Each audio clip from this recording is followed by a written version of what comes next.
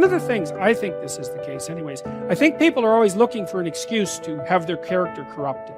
Because if your character is corrupted, then you get to lie, and you get to cheat, and you get to steal, and you get to betray, and you get to act resentfully, and you get to do nothing, and that's all easy. It's easier to lie than to tell the truth. It's easier to do nothing than to do something. So there's always part of you thinking, well, I need a justification for being useless and horrible, because that'd be a lot less work. So you've got to handle the negative.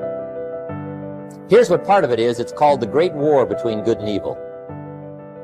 Mr. Reynolds and I are working on a new book this year called The Great War Between Good and Evil. And there is a war on.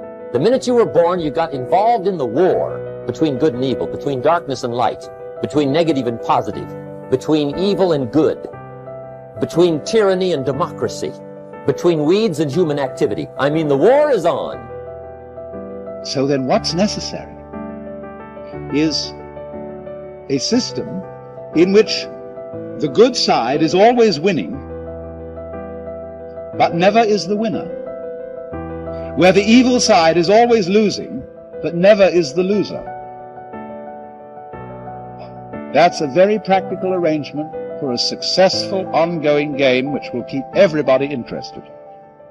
And you must recognize then that this outgroup is your necessary enemy, whom you need.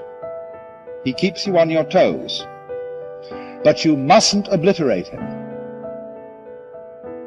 If you do, you're in a very dangerous state of affairs.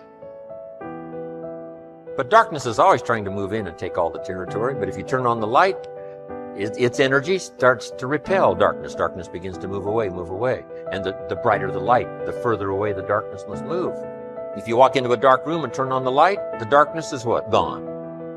But here's the point to remember, not very far. The darkness seems to be, yes, it's gone, but it's waiting for its chance. That if light loses its energy, darkness has a chance now to move back in. Battle between good and evil on a playing field of chaos and order. It's the eternal game.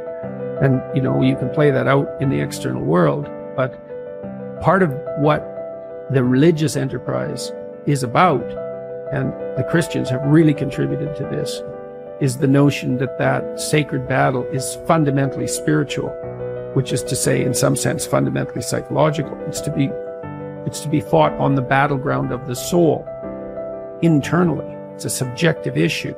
How do you defeat evil? You defeat the evil in your own heart. That is how you do it. Now here's the good news about the war between good and evil. Evil is no match for good, but good must be active. Weeds are no match for human activity, but if you stand still, how far in will they come? All the way. They'll grow right up around your shoes.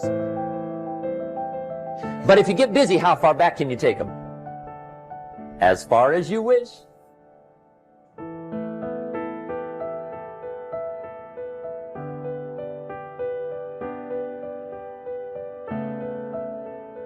If you think that compassion makes you weak, you are wrong.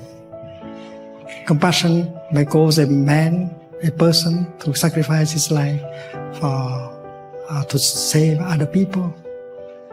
And we have to redefine what is compassion. It's very powerful.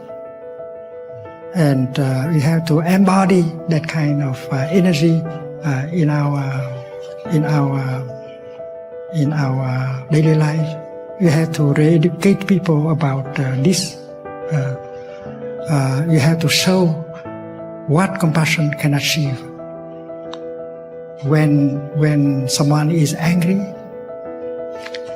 he's being burned by the fire of anger.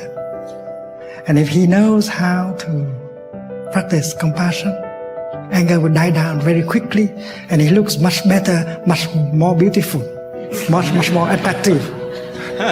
And that is why we have to exemplify, embody that practice of compassion in order to persuade other people to do the same. Compassion helps us to sleep well.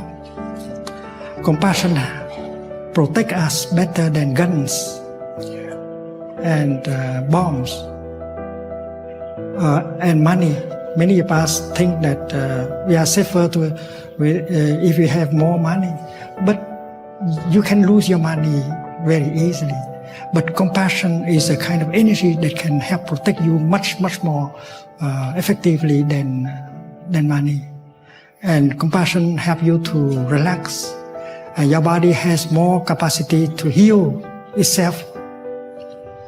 Compassion help you to be pleasant, to be loving, and you can restore communication with the other person easily if you have compassion in yourself.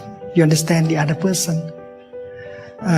Your compassion can help you do your business better because you are in good relationship with other people, including your employees.